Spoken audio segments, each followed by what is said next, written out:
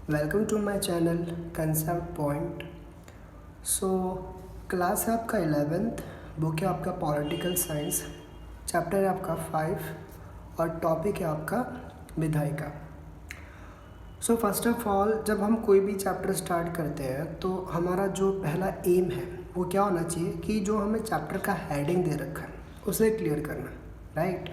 कि जैसे कि हेडिंग यहाँ पे दे रखा है कि विधायिका बेसिकली, तो सबसे पहला हमारा जो एम होना चाहिए, जो हमारे माइंड में क्वेश्चन आना चाहिए, ठीक है, वो क्या होना चाहिए कि विधायिका किसे कहते हैं। ओके, तो देखो विधायिका को जानने से पहले मैं आपको एक स्ट्रक्चर एक्सप्लेन करना चाहूँगा। जैसे कि आप स्क्रीन में देख सकते हैं, मैंने यहाँ पे लिख रखा है सरकार के अंग।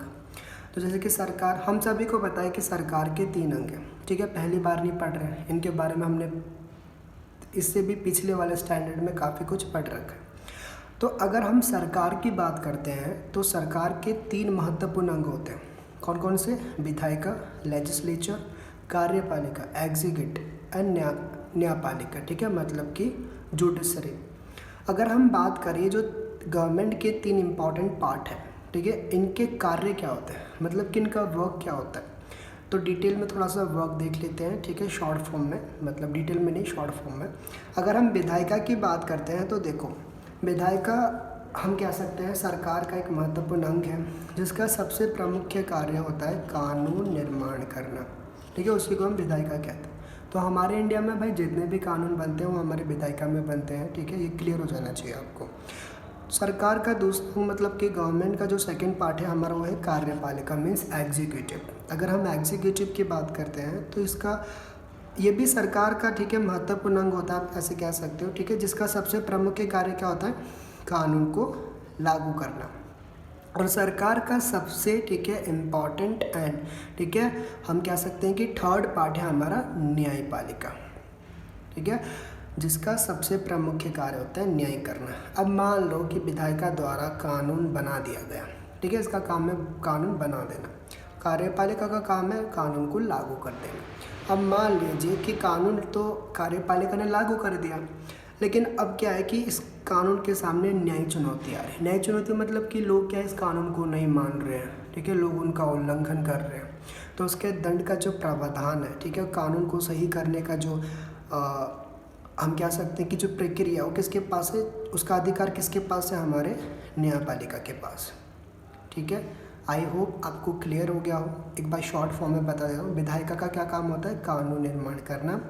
कार्यपालिका का क्या काम होता है, कानून को लागू करना। न्यायपालिका का क्या काम होता है, न्याय करना, ठीक है। आई होप कि आपको अच्छे से क्लियर हो गया हो।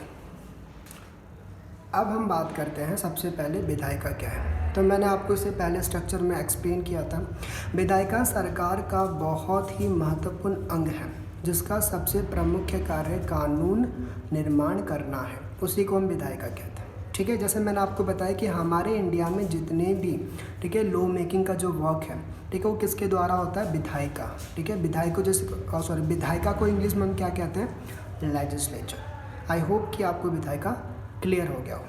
अब हम जानते हैं विधायिका के कितने प्रकार होते हैं, ठीक है, उसको हम थोड़ा सा डिस्कस कर लेते हैं। अगर हम विधायिका की बात करते हैं तो विधायिका के 2 प्रकार होते हैं, ठीक है। तो राष्ट्रीय विधायिका की अगर हम बात करें तो उसमें वो होता है संसद, ठीक है। अब संसद के 3 अंग, राष्ट्रपति, लोकसभा, राज्यसभा, ठीक है। देखो लोकसभा की बात करें तो लोकसभा के जो सदस्य होते हैं, जो मेंबर होते हैं, उन्हें कहते हैं एमपी, मेंबर ऑफ पार्लियामेंट। अगर हम संसद के राज्यसभा की बात करें तो यहाँ के जो मेंबर होते हैं, ठीक है, उन्हें क्या कहते हैं, मेंबर ऑफ सॉरी इसमें हम कहते हैं मेंबर ऑफ लेजिस्लेटिव असेंबली, ठीक है। क्या बताया, विधायिका के 2 प्रकार होते हैं। राष्ट्रीय विधायिका को हम संसद कहते हैं, संसद में होते हैं 2 सदन, लोकसभा, राज्यसभा। लोकसभा के जो मेंबर होते हैं उन्हें एमपी कहते हैं, राज्यसभा का जो मेंबर होता है उन्हें एमएलए कहते हैं, ठीक। आई होप कि आपको ये क्लियर हो गया हो। अब इसके पीछे एक टॉपिक मैंने आपको यहाँ पे देखिए दे रखा है। जैसे कि हमने देखा राष्ट्रीय विधायिका में संसद होता है, संसद के 2 सदन, तो उसी तरीके से राज्य, ठीक है, विधायिका में कौन होता है, विधानमंडल। अब विधानमंडल में भी 2, ठीक है, सदन होते हैं, विधानसभा और विधान परिषद। देखिए विधानसभा जो है ना हर राज्य के लिए अनिवार्य होता है, मतलब कि कंपलसरी है भाई कि ये हर राज्य में क्या होगा, उपस्थित होगा या ठीक है उपलब्ध होगा। लेकिन जो विधान परिषद है ना बच्चे, ये हमारे राज्य पे डिपेंड करता है। अगर राज्य रखना चाहे तो उसे रख सकता है, अदरवाइज वो नहीं रखना चाहे तो उसे नहीं रख सकते हैं। ठीक है, ये भी क्लियर हो गया आपको। राज्य विधायिका की बात करें तो उसमें होता है विधानमंडल, विधानमंडल में 2 सदन, विधानसभा और विधान परिषद। ठीक है, अब कब से हम पढ़ रहे हैं कि भाई राष्ट्रीय विधायिका में संसद, संसद में 2 सदन, ठीक है, राज्य विधायिका, विधानमंडल उसमें भी 2 सदन। तो ये भाई है क्या, तो इसे हम कहते हैं द्विसदनात्मक विधायिका। क्या कहते हैं, द्विसदनात्मक विधायिका। तो मैंने क्वेश्चन जैसे कि लिख रखा है, द्विसदनात्मक विधायिका क्या है, मोस्ट इंपॉर्टेंट क्वेश्चन, ठीक है, आ सकता है आपके एग्जाम में।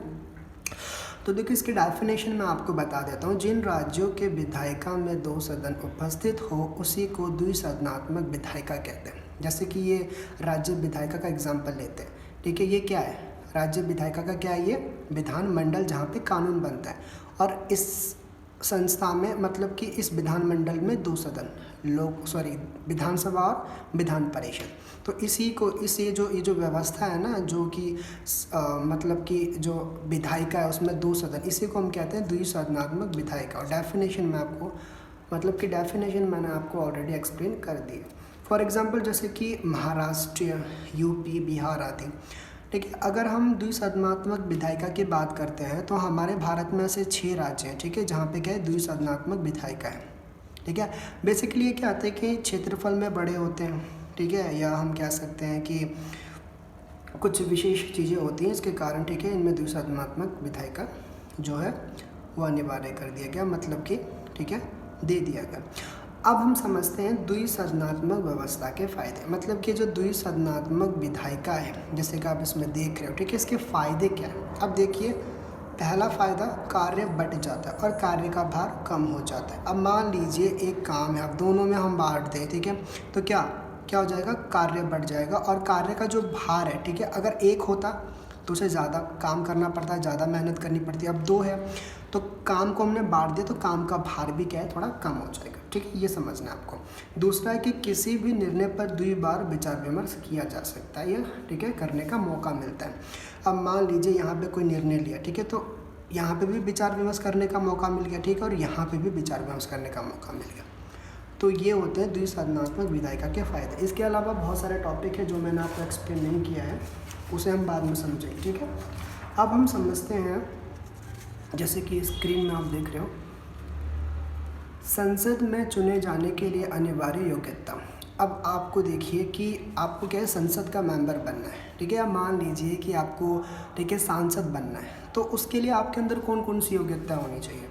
तो सबसे पहला, भारत का नागरिक होना चाहिए, उसकी आयु 25 वर्ष से अधिक होनी चाहिए, ठीक है, दिवालिया नहीं होना चाहिए। दिवालिया मतलब कि मेंटली जो बेसिकली मेंटली जो फिट है, ठीक है, वो होना चाहिए, मेंटली कुछ डिस्टर्ब नहीं होना चाहिए उसके अंदर। तो यही है बेसिकली, ठीक है। तो अगर संसद में चुने जाने के लिए अनिवार्य योग्यता, मतलब कि संसद मतलब कि आपको बेसिकली सांसद बनना हो, ठीक है, या संसद का मेंबर बनना हो, तो उसके लिए जो ठीक है योग्यता होनी चाहिए, ये 3 है। आई होप कि आपको ये क्लियर हो गया। अब हम बात करते हैं इस पार्ट का सबसे लास्ट टॉपिक, जो कि बहुत ही